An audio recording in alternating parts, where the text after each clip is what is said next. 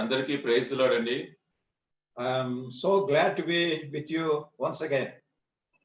మీ అందరితో కూడా మరొకసారి ఈ రీతిగా సమావేశం అవ్వడానికి ఎంతో సంతోషిస్తూ ఉన్నాను. Hope all of you had a good time throughout the past week.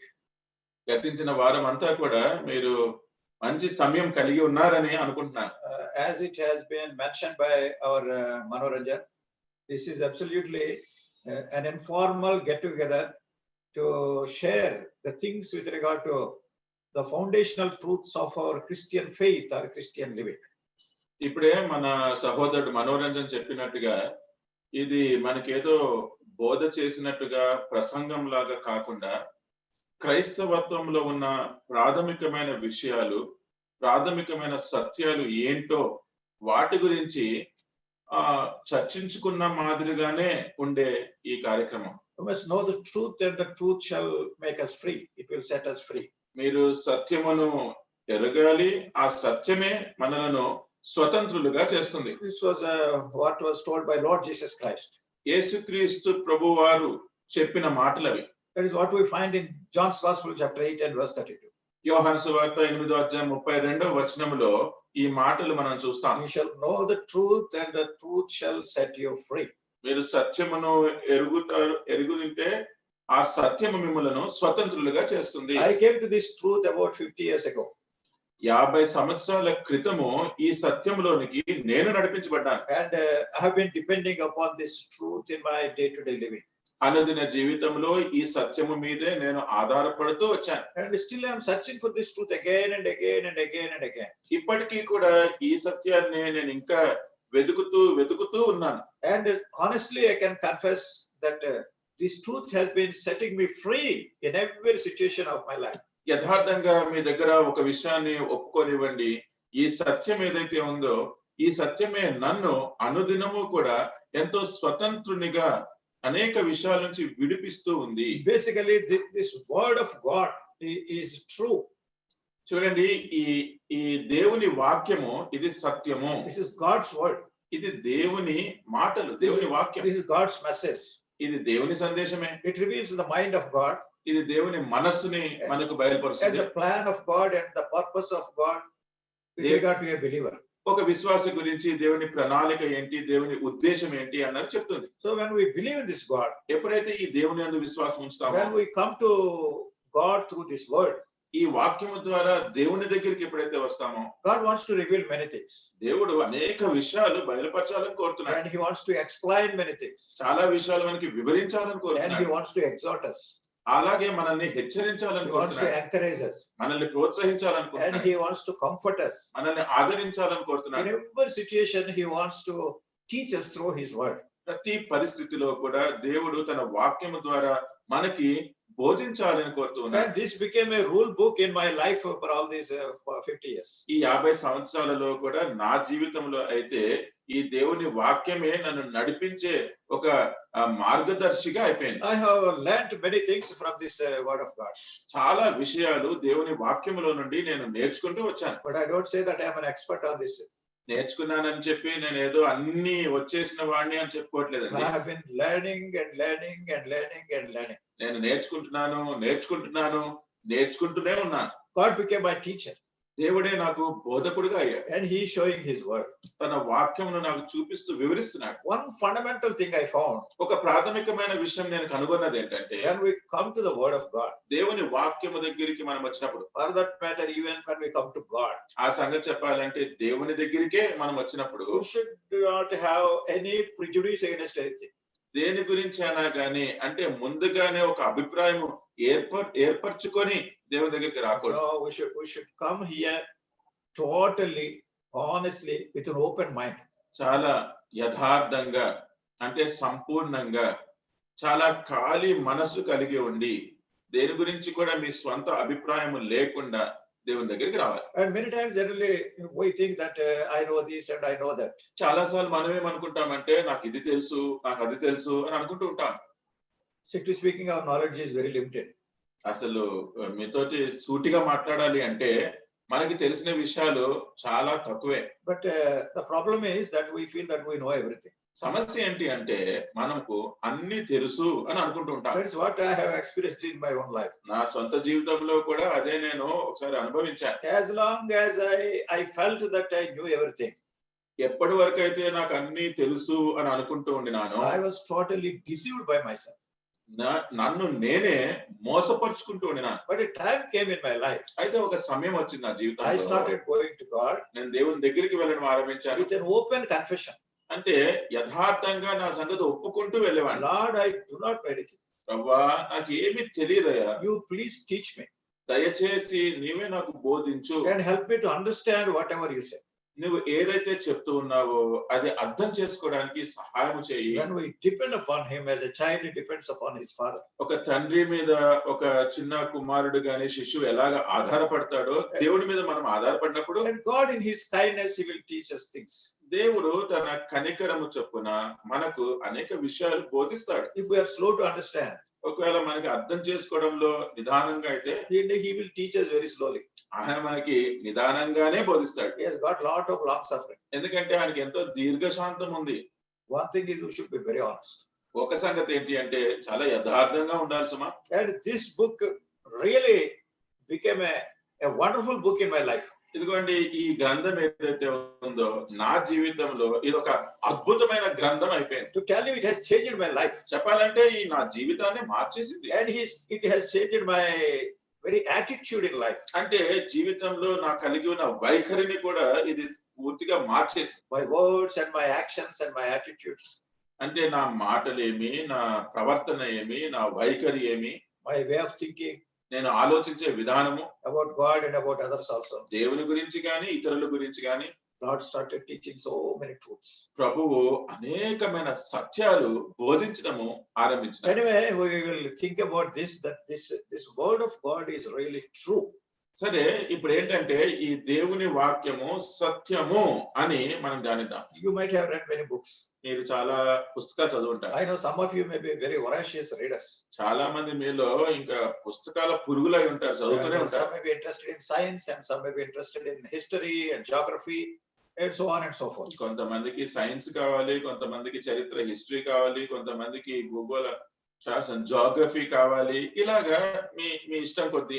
Sometimes when I go and see libraries కొన్నిసార్లు నేను ఈ గ్రంథాలయాలకు వెళ్ళి చూసినప్పుడు and I find some youngsters especially, నేను కొంతమంది యవనస్తుల్ని అక్కడ చూస్తూ they ఉంటాను. are so much involved in reading and reading and reading and reading. పుస్తకాలు పట్టుకొని ఎంత నిమగ్నం అయిపోయి చదువుతూ ఉంటారు అక్కడ. Some people day in and day out. కొంతమంది అయితే అసలు పగలేంటి రాత్రేంటి చదువుతూనే ఉంటారు. And they want to master that subject. ఏదైనా పుస్తకం పట్టుకొని ఆ సబ్జెక్ట్ ఏదైతే ఉందో దాన్ని ఒక పట్టు పట్టాలి అని చదువుతుంటారు. Anyway, that is good.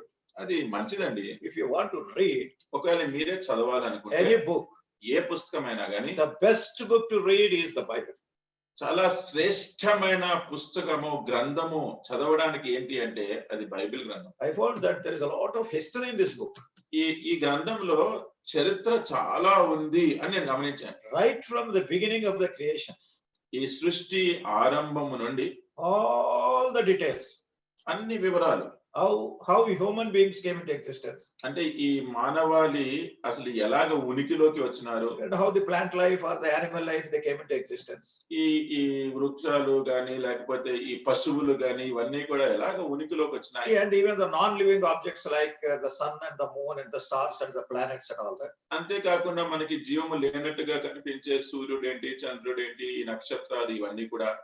I tell you, it is really mind-boggling to think of all these things. వీటి విషయాలన్నీ కూడా మనం ఆలోచిస్తూ ఉన్నప్పుడు మన బుర్ర వేడెక్కిపోతుందండి.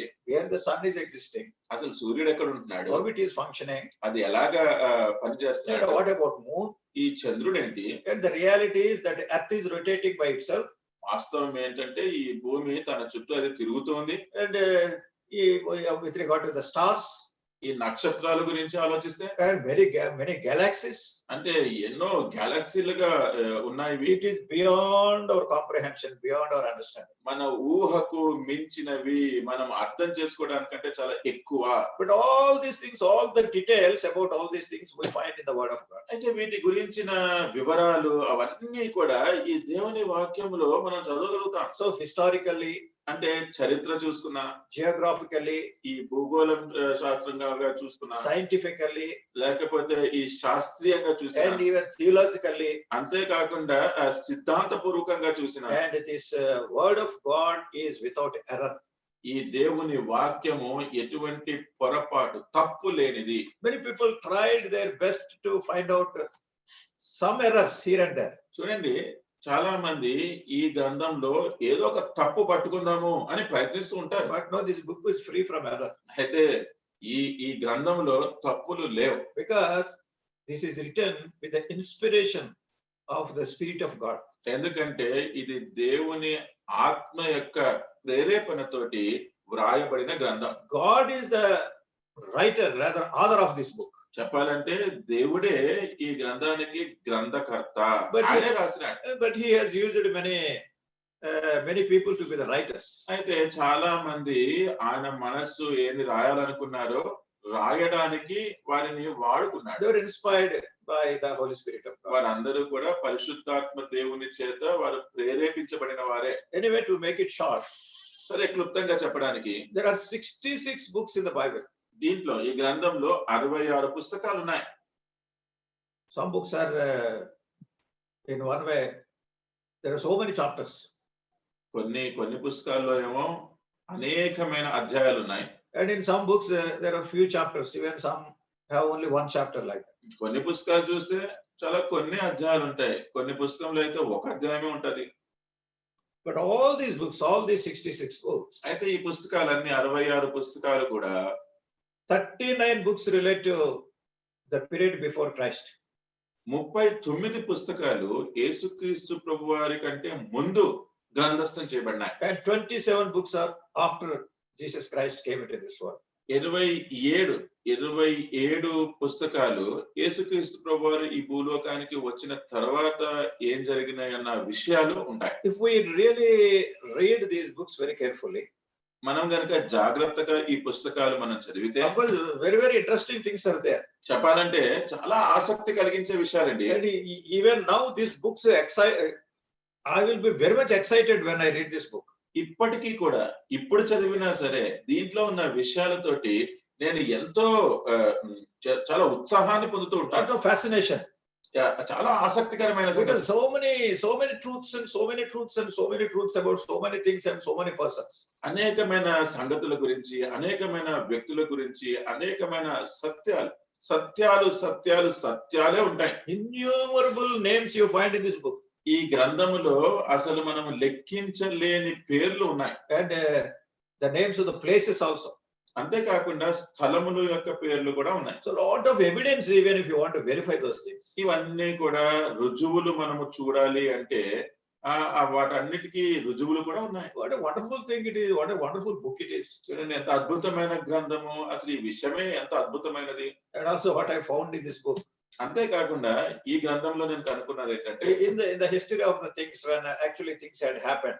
ఎప్పుడైతే చరిత్రలో సంభవించిన సంఘటనలు ఉంటాయో, Some of the things that have been recorded, కొన్ని విషయాలు ఏవైతే గ్రంథస్థం చేయబడినాయో we feel embarrassed to read those things. కొన్ని విషయాలు చదవాలంటే మనకి చాలా ఇబ్బందిగా కూడా ఉంటుంది. How God is writing this kind of things, a lot of embarrassment. ఏంటండి దేవుడు ఇంత ఇబ్బంది కలిగించే విషయాలు ఇలాంటివి ఎందుకు రాసినాడు అనిపిస్తారు. That is a question mark we get.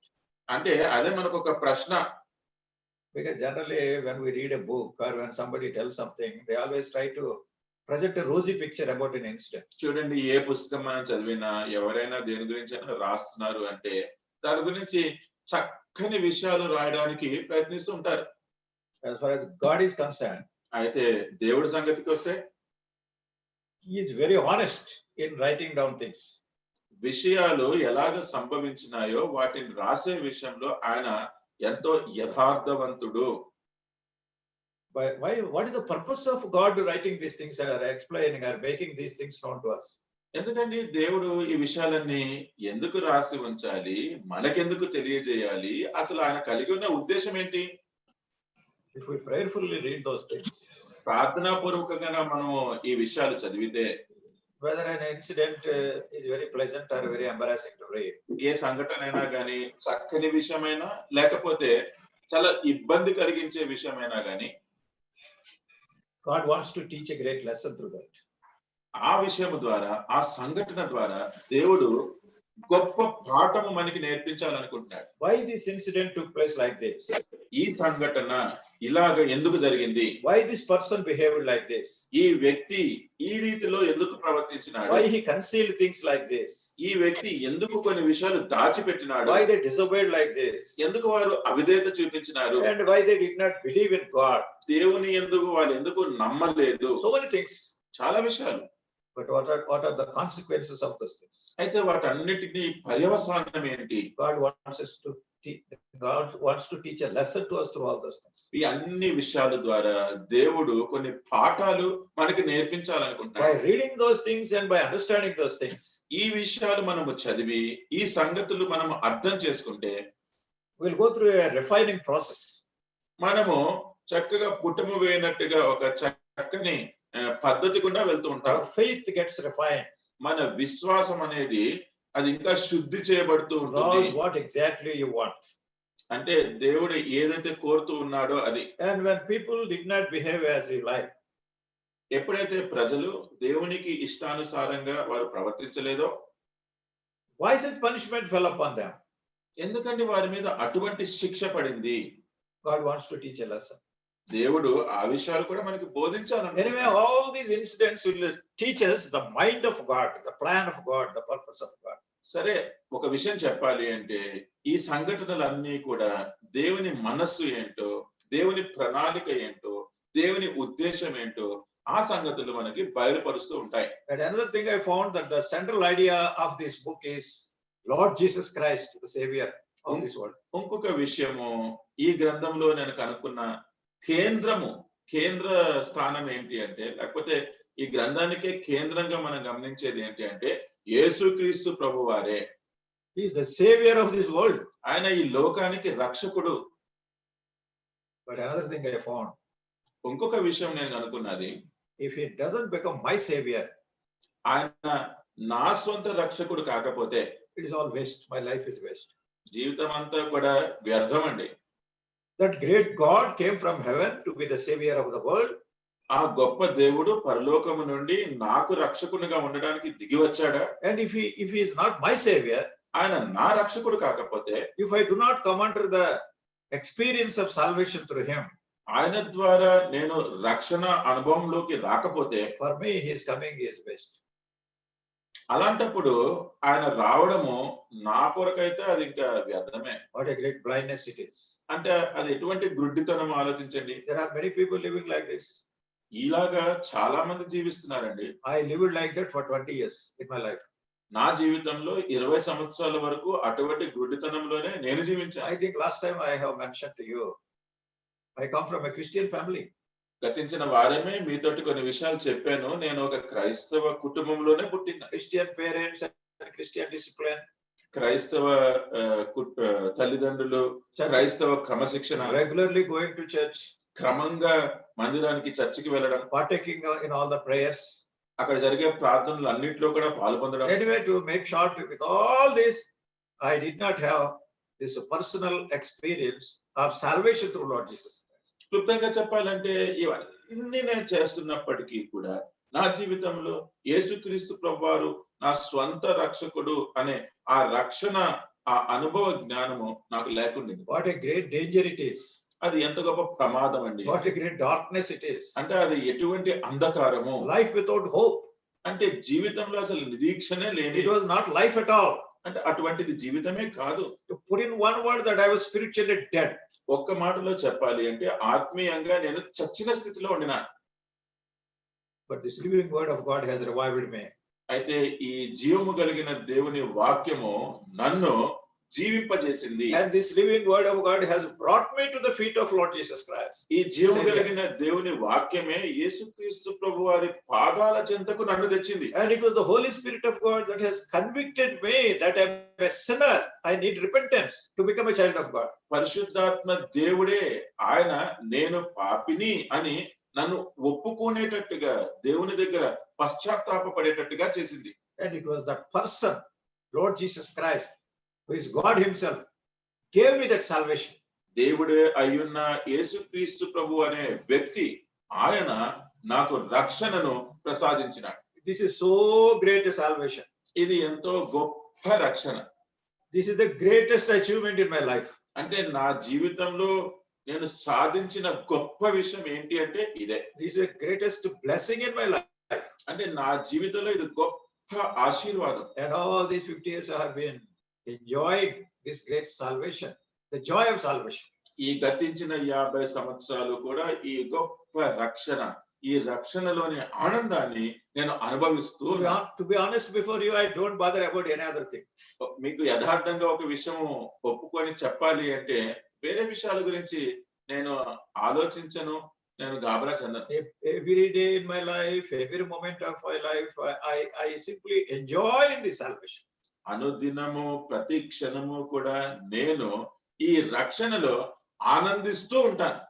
I am a small man. I am in no way greater than anybody else. నేనేదో గొప్ప వ్యక్తిని అని చెప్పుకోవట్లేదండి. నేను మిగతా వాళ్ళతోటి పోల్చి చూస్తే నేను చాలా చిన్నవాడనే. But anyway, about this Savior, Lord Jesus Christ. ఏదేమైనా ఇప్పుడు ఈ రక్షకుడు యేసుక్రీస్తు ప్రభు గురించి As you have mentioned that the first 39 books in the Old Testament.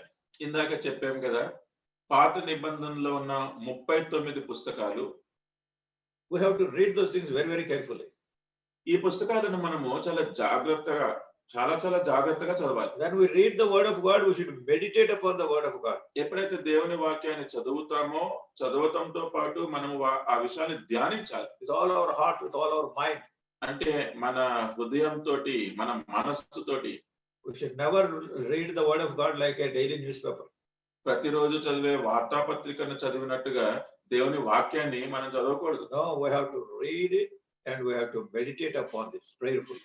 మనము ఈ వాక్యాన్ని చదవాలి, అంతేకాకుండా ప్రార్థనా పూర్వకంగా ఈ వాక్యాన్ని గురించి ధ్యానించాలి. Then God reveals many things unto us. అప్పుడు దేవుడు అనేక విషయాలు మనకు బయలుపరుస్తూ ఉంటాడు. He reveals to me, he reveals to you, he reveals to everybody who has got this desire sincerely. ఎవరికైతే యథార్థంగా ఈ కోరిక కలిగి ఉంటారో ఆయన నాకు బయలుపరుస్తారు, మీకు బయలుపరుస్తారు, అందరికీ బయలుపరుస్తారు. Because God is not a respecter of persons. ఎందుకంటే దేవుడు పక్షపాతి కాదు. He loves everybody equally. అందరినీ కూడా సమానంగా ఆయన ప్రేమిస్తున్నాడు. And how much we are being benefited by him, it depends upon us. ఏ రీతిగా ఎంతగా మనము ఆయన ద్వారా మేలు పొందుతున్నామో అనేది అది మన మీద ఆధారపడి ఉంటుంది. Anyway, in the first 39 books of the word of God, సరే, దేవుని వాక్యంలో ఉన్న ఈ మొదటి 39 పుస్తకాలలో all these books we find that it is preparation, book of preparation, all these 39 books, preparation for the coming Messiah. ఈ 39 పుస్తకాలు కూడా ఇవన్నీ కూడా రానయున్న మెస్సయ్య గురించి సిద్ధపాటుగా ఉంటాయి. In every book, directly or indirectly, there is a mention, there is a hint about the Messiah who is going to come, the Savior who is going to come into this world. ప్రతి పుస్తకంలో కూడా సూటిగా గాని పరోక్షంగా గాని రానయున్న మెస్సయ్య గురించి ఏదో విధంగా అక్కడ చెప్పబడుతూ ఉంటుంది. And when we come to the New Testament, మనం నూతన నిబంధనలకు వస్తే in the first 4 Gospels, మొదటి 4 సువార్తలలో they are really wonderful books, those Gospels. ఈ సువార్తలు చాలా అద్భుతమైనవండి. Matthew's Gospel, Mark's Gospel, Luke's Gospel, John's Gospel. మత్తయి సువార్త, మార్కు సువార్త, లూకా సువార్త, యోహాను సువార్త. The more we read, the more we enjoy those things. ఈ సువార్తలను మనం ఎంత ఎక్కువగా చదువుతామో మనం అంత ఎక్కువగా ఆనందించగలుగుతాం. The life of Lord Jesus Christ, యేసుక్రీస్తు ప్రభువారి జీవితము, the attitude of Lord Jesus Christ, యేసుక్రీస్తు ప్రభువారి యొక్క వైఖరి, the teachings of Lord Jesus Christ. యేసుక్రీస్తు ప్రభువారి బోధలు. By reading these 4 Gospels again and again and again and again, our very life will change drastically. ఈ 4 సువార్తలు కూడా మనము పదే పదే చదివినప్పుడు మన జీవితము పూర్తిగా మారిపోతుంది. In simple words, this God from heaven, Lord Jesus Christ, when he came in a human form, he taught to ordinary people. పరలోకం నుంచే దిగి వచ్చిన ఈ దేవుడు సామాన్యమైన ప్రజలందరికీ కూడా చాలా సరళమైన భాషలో ఆయన కొన్ని విషయాలు బోధించినాడు. Anyway, in all these 4 Gospels, we find the manifestation of this Messiah. అయితే ఈ 4 సువార్తల్లో కూడా మనం గమనించేది ఏంటి అంటే ఈ యేసు క్రీస్తు ప్రభువారి రాకడ అవతారం. How he came into this world, ఈ లోకానికి ఎలాగ వచ్చాడు, how he manifested himself, ఆయన తను తాను ఎలాగా how he బయలుపరుచుకున్నాడు, appeared to people, ప్రజలకు ఎలాగ how ప్రత్యక్షపరుచుకున్నాడు, he talked to people, ప్రజలతోటి ఎట్లాగ మాట్లాడినాడు, how he explained about the things of heaven.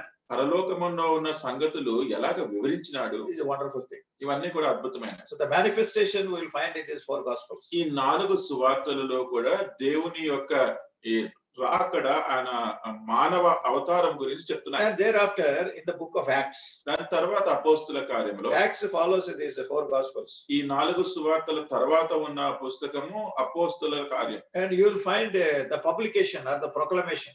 అంటే అక్కడ అంతా కూడా ఈ దేవుని గురించిన ప్రకటన గాని లేకపోతే వాటి గురించిన ప్రచురణ గాని చూస్తాం. These apostles, they went throughout the world to proclaim about this Lord who came down into this world and what he taught.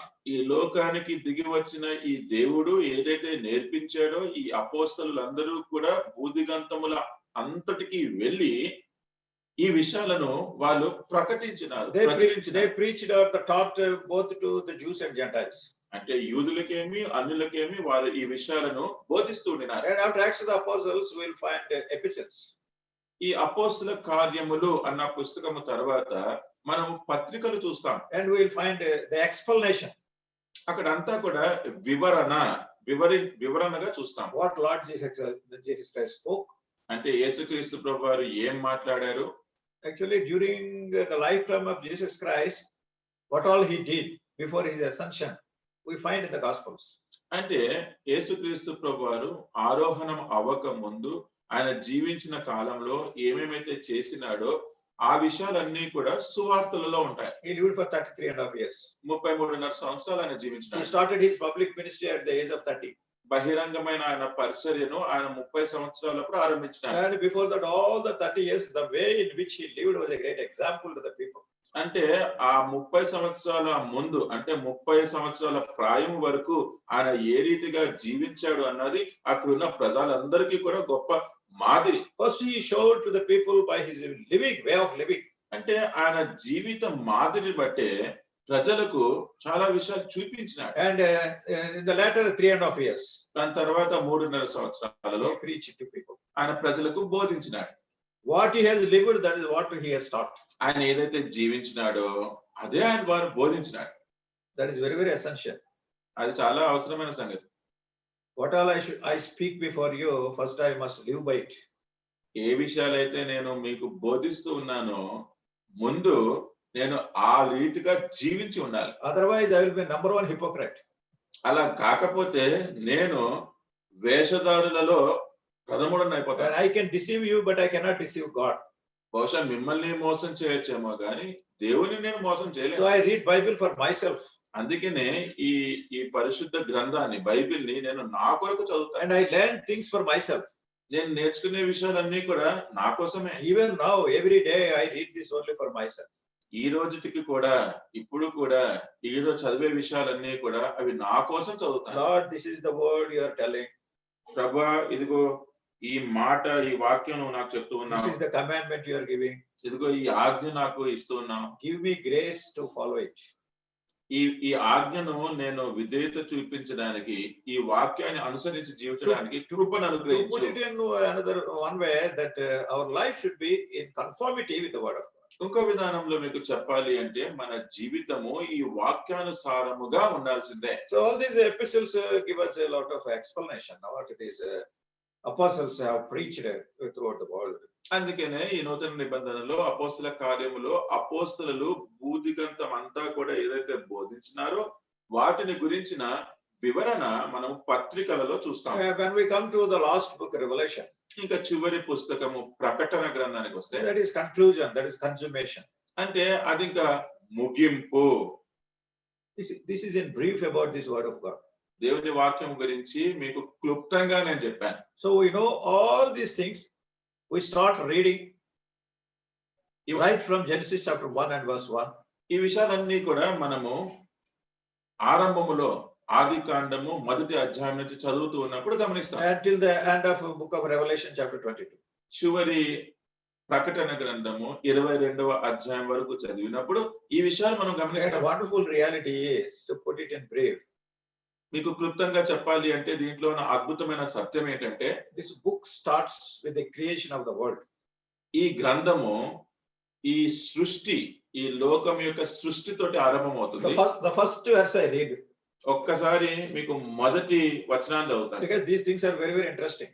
ఎందుకంటే ఈ విషయాలు చాలా ఆసక్తి కలిగించే విషయాలు. Genesis chapter 1 and verse 1. ఆది కాండము మొదటి అధ్యాయము మొదటి వచనం. In the beginning, God created the heaven and the earth. ఆది యందు దేవుడు భూమి ఆకాశములను సృజించెను. So this word of God starts with the creation. That is the first verse itself. అంటే దేవుని వాక్యములో ఉన్న మొదటి వచనము అది ఈ సృష్టితోటి ఆరంభం అవుతుంది. And the last book of the Bible, it ends with a new creation. ఈ చివరి పుస్తకము బైబిల్ గ్రంథములో ఉన్న చివరి పుస్తకము అది నూతన సృష్టితోటి ముగించబడుతుంది. Revelation is the last book in the Bible. ప్రకటన బైబిల్ గ్రంథములో అది చివరి పుస్తకం. And in chapter 21 and verse 1, it is written like this. 21వ అధ్యాయం మొదటి వచనంలో ఇలా రాయబడింది. Revelation 21:1. ప్రకటన 21:1. And I saw a new heaven and a new earth, for the first heaven and the first earth were passed away, and there was no more sea. అంతటి నేను క్రొత్త ఆకాశమును క్రొత్త భూమిని చూచితిని, మొదటి ఆకాశమును మొదటి భూమియు గతించిపోయాను, సముద్రమును ఇకను లేదు. Books, the Bible started with creation, Bible గ్రంథము సృష్టితోటి ఆరంభించబడింది, and it has ended with a new creation. ఇప్పుడు ఇది నూతన సృష్టితోటి ముగించబడింది. And also in the beginning, we see how man lost fellowship or presence of God.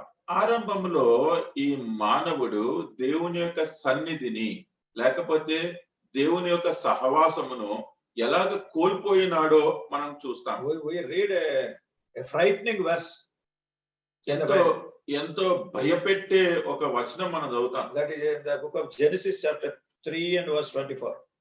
ఆ వచనం ఏంటి అంటే ఆది కాండము 3:24. The very first man, when he disobeyed God, when he disobeyed the commandment of God, the consequence is, it is written here 3:24, so he drove out the man from his presence. ఈ ఆది మానవుడు మొట్టమొదటి మానవుడు ఎప్పుడైతే దేవునికి అవిధేయత చూపించినాడో ఆ అవిధేయతకు పర్యవసానముగా ఆయన పొందింది ఏంటో ఇక్కడ రాసి ఉంది. ఆది కాండము 3:24. అప్పుడు ఆయన ఆదామును వెళ్ళగొట్టి, He drove the man from his presence. చూడండి ఆయన సన్నిధి నుంచి ఆ మనిషిని వెళ్ళగొట్టినాడు. It's really frightening. భయపెడుతుందండి ఈ మాట. If we do not obey to God, దేవునికి మనం విధేయత చూపించకపోతే, if we do not obey his commandment, ఆయన ఆజ్ఞలకు మనము విధేయత God చూపించకపోతే will drive us away from his presence. దేవుడు తన సన్నిధిలో నుండి మనలను వెళ్ళగొట్టేస్తాడు. But the hope is, అయితే ఉన్న నిరీక్షణ in the ఏంటంటే last book of the Bible, చివరి పుస్తకము బైబిల్ గ్రంథంలో and we see how this man got into the presence of God. ఈ మానవుడు తిరిగి దేవుని సన్నిధిలోకి ఎలాగ చేరుకున్నాడో చూస్తున్నాం. Revelation 21:3. ప్రకటన 21:3. Revelation 21:3. ప్రకటన And 21:3. I heard a great voice out of heaven saying, behold, the tabernacle of God is with men, and he will dwell with them. They shall be his people, and God himself shall be with them and be their God. అప్పుడు ఇదిగో దేవుని నివాసము మనుషులతో కూడా ఉన్నది, ఆయన వారితో కాపురముండును, వారు ఆయన ప్రజలయుందురు, దేవుడు తానే వారి దేవుడయుండి వారికి తోడయుండును. What a great comfort, what a great consolation. ఎంత గొప్ప ఆదరణ, ఎంత గొప్ప మేలు. And how these things are possible, they are written in the word of God throughout. ఈ విషయాలన్నీ కూడా ఎలాగ సాధ్యమవుతాయో ఈ దేవుని వాక్యం అంతటిలో కూడా వ్రాయబడినాయి. To put in one word, ఒక్క మాటలో చెప్పాలంటే to get into this new creation ఈ నూతన సృష్టిలోనికి మనము ప్రవేశించాలి అంటే, and to get into the presence of God అంటే దేవుని సన్నిధిలోనికి మనం ప్రవేశించాలి అంటే, and to dwell with him, ఆయనతో పాటు కాపురం ఉండాలంటే we must get into the experience of new creation. అంటే ఈ నూతన సృష్టి యొక్క అనుభవంలోనికి మనము రావాలి. I will read one wonderful verse in the New Testament. అద్భుతమైన ఒక వచనాన్ని నూతన నిబంధనలో నుండి మీకోసం చదువుతాను. 2 Corinthians, కొరింథీయులకు రాసిన 2వ పత్రిక 5th chapter, 5వ అధ్యాయం 17th verse. 17వ వచనం. 2 Corinthians 5:17. కొరింథీయులకు రాసిన 2వ పత్రిక 5:17. Therefore, if any man be in Christ, he is a new creature. All things are passed away. Behold, all things are become new. కాగా ఎవడైనను క్రీస్తునందున్న ఎడల వాడు నూతన సృష్టి, పాతవి గతించెను, ఇదిగో సమస్తము క్రొత్తవాయెను. All things are passed away. పాతవి గతించెను, Behold, everything has become new. ఇదిగో సమస్తము క్రొత్తవాయెను. God wants us to have this experience of new creation. దేవుడు ఇటువంటి నూతన సృష్టి యొక్క అనుభవము మనము కలిగి ఉండాలని కోరుతూ In ఉన్నాడు. order to get into that new creation, ఇప్పుడు ఆ నూతన సృష్టిలోకి ప్రవేశించడానికి you must change. మనం మారాలి. All old things should go. పాత సంగతులు పోవాలి, Old Martin should go. అంటే పాత మార్టిన్ పోవాలి, And all the old words of Martin should go. అంటే మార్టిన్ యొక్క పాత మాటలన్నీ You పోవాలి. should get into the newness of life. ఈ జీవితంలో ఒక క్రొత్తదనంలోకి తాజాగా వెళ్ళిపోవాలి. Because he has created a new creation. ఎందుకంటే ఆయన ఒక నూతన సృష్టిని ఆయన సృష్టించాడు. I must get into that new creation. నేను ఆ నూతన సృష్టిలోకి వెళ్ళాలి. In order to get into that new creation, ఆ నూతన సృష్టిలోనికి ప్రవేశించులాగున even while I live upon this earth, నేను ఈ భూమి మీద జీవిస్తున్నప్పుడే, it is just like a period of probation for me. అంటే ఇక్కడ అంతా కూడా నేను తర్బీదు పొందుతున్న కాలం లాంటిది. And most of you, when you got into your jobs, చాలా మంది మీరు ఎప్పుడైతే ఉద్యోగాలలో జాయిన్ అవుతారో, and you are made a probationer, అక్కడ ప్రొబేషన్ లో ఉంటారు. and some period is allotted to keep you on probation. అంటే కొంతకాలం మీ తర్బీదులో ఉండి కొన్ని విషయాలు మీ గురించి వాళ్ళు పరిశోధించటకు, మీరు నేర్చుకోవడానికి కొంతకాలము నియమించబడి And ఉంటుంది. there is induction training courses are there. అప్పుడు మీకు అన్ని నేర్పిస్తూ ఉంటారు, ట్రైనింగ్ They ఇస్తారు, will teach you మీకు నేర్పిస్తారు what is this company అసలు ఈ కంపెనీ ఏంటి, and what are their activities over here. ఈ కార్యాలయంలో జరిగే పనులేంటి, What is the experience you must have to work in this company. అంటే ఈ కార్యాలయంలో నీవు పనిచేయడానికి నీకు ఉండవలసిన అనుభవం ఏంటి, And who are all the other persons, your colleagues, those who are in this company. ఈ కార్యాలయంలో నువ్వు పనిచేయడం ఆరంభించిన తరువాత నీతో పాటు పనిచేసే జత పనివారు The ఎవరు, details of various divisions in the company. ఆ కార్యాలయంలో ఉండే డిపార్ట్మెంట్ యొక్క వివరాలు, Everything will be explained to you. ఇవన్నీ కూడా మీకు వివరించబడతాయి. You will put on probation. మీరు ప్రొబేషన్ లో అంటే మీరు తర్బీదులో ఉంటారు. If you cannot satisfy the period of probation, ఒకవేళ ఆ తర్బీదు కాలంలో గనుక మీరు you will నేర్చుకోకపోతే be summarily removed from service. మీరు తర్వాత ఉద్యోగంలో నుంచే తొలగించబడతారు. But if you get into this and you learn these things, and if your things are changed, you got into this way of life in this particular company, then your probation will be confirmed. ఒకవేళ ఆ తర్బీదు కాలంలో గనుక నేర్పించిన విషయాలన్నీ కూడా మీరు నేర్చుకొని గ్రహించి మీరు కూడా మారి ఆ కార్యాలయానికి కావాల్సిన విధంగా మీరు మారినప్పుడు అప్పుడు ఆ ఉద్యోగము మీరు చేజిక్కించుకుంటారు. This is just I have mentioned for your better understanding. మీకు కొంచెం సులువుగా అర్థం అవ్వడానికి ఉదాహరణ చెప్పాను. Same thing అదే విధంగా when you are going to heaven మీరు పరలోకానికి వెళ్ళేటప్పుడు, and going to the presence of God, దేవుని సన్నిధిలోనికి మీరు వెళ్ళేటప్పుడు, while we live upon this earth itself, ఈ భూలోకంలో మనం జీవిస్తున్నప్పుడే there should be a thorough transformation of our life. మన జీవితము పూర్తిగా రూపాంతరము చెందిపోవాలి. The word of God says that you cannot tell a lie. దేవుని వాక్యం అంటుంది నీవు అబద్ధం ఆడకూడదు. Revelation 21:8 says that all liars will go to hell. ప్రకటన 21:8 ఉంది, అబద్ధికులందరూ అగ్ని గంధకములు గల గుండములో When పడబోయేవారు. the word of God says that you should not tell a lie, ఒకవేళ దేవుని వాక్యము నీవు అబద్ధం ఆడకూడదు అని చెప్తే, but if I ignore that command, ఒకవేళ ఆ ఆజ్ఞను నేను తిరస్కరించి if I keep on telling lies, నేను అబద్ధాలే చెప్తూ ఉంటే, do I want to cheat God, నేను దేవుడినే మోసం చేయాలనా, or do I want to cheat the word of God? లేకపోతే దేవుని వాక్యాన్ని నేను మోసం చేయాలనా? How serious it is in Revelation 21:8, all liars will have their part in the lake of fire. ఎంత తీవ్రమైన మాట ప్రకటన 21:8 ఉందండి. అబద్ధికులందరూ కూడా ఈ నరకములో అగ్ని గంధకములో పడవేయబడదు. I'm telling you a small thing, చాలా చిన్న విషయం చెప్తున్నా. to follow the word of God. దేవుని వాక్యానికి విధేయత చూపించాలి అంటే దానికి చెప్తున్నా. So a person who continues to tell lies, ఏ వ్యక్తి అయితే అబద్ధాలు చెప్పడమే కొనసాగిస్తూ If he ఉంటాడో ultimately goes to heaven, అప్పుడు పరలోకానికే కనుక వెళ్ళినప్పుడు then this word of God is not truth. అలాగే వెళ్ళిపోతే ఈ దేవుని వాక్యము సత్యము కాదు. And God is a liar. అలాంటప్పుడు దేవుడే అబద్ధికుడు Because అయిపోతాడు. he told in his word, ఎందుకంటే దేవుడు ఆయన వాక్యంలో all చెప్పాడు liars will go to hell. అబద్ధికులందరూ కూడా నరకంలో So if I పడవేయబడతారు. continue to tell lies, how can I expect to go to heaven? నేను అబద్ధాలు చెప్తూనే ఉంటే నేను పరలోకానికి వెళ్ళాలి అని ఎలాగ అసలు ఆశించగలను? A small example. చిన్న ఉదాహరణ. Like that, అదే విధంగా whether telling lies, అబద్ధాలు చెప్పడం గాని, cheating people, మోసం చేయడం గాని, hypocrisy, వేషధారణ గాని, jealousy, అసూయ గాని, or pride, గర్వము గాని, anger, కోపము గాని, so many things, so on and so forth. చాలా విషయాలు ఇలాగా అనేకమైన విషయాలు ఉన్నాయి. These are all very serious things in the sight of God. ఈ విషయాలన్నీ కూడా దేవుని దృష్టిలో ఎంతో తీవ్రమైనవిగా How పరిగణించబడతాయి. to get rid of all these things? ఇవన్నీ కూడా మనం వదిలించుకోవడం ఎలాగా? The primary step is ప్రాథమికమైన మెట్టు ఏంటంటే that we must realize that we are going in a wrong way. మనము ఒక తప్పు మార్గములో వెళ్తున్నాము అనేది మనం ఎరగాలి, గుర్తించాలి. This is not my teaching. ఇది నేను బోధిస్తున్న సంగతి కాదండి. This is what I found from the word of God. దేవుని వాక్యములో కనుగొన్న సంగతి నేను మీకు చెప్తున్నాను. So there should be a day in our lives when we are serious to realize that we are sinners. మనము పాపులము అని గుర్తించిన ఒక రోజు, ఒక దినము మన జీవితాలలో అది మనం కలిగి ఉండాలి. We have to repent of our sins.